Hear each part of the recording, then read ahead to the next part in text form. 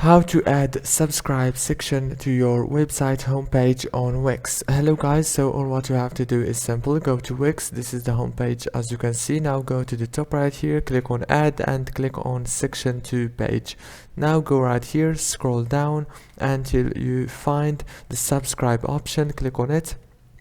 Now choose a template, for example this one, and wait a few seconds until it starts adding this feature to your website. Now it's done. As you can see, all what you have now to do is edit the informations from here, click design, and now you can change the color and everything.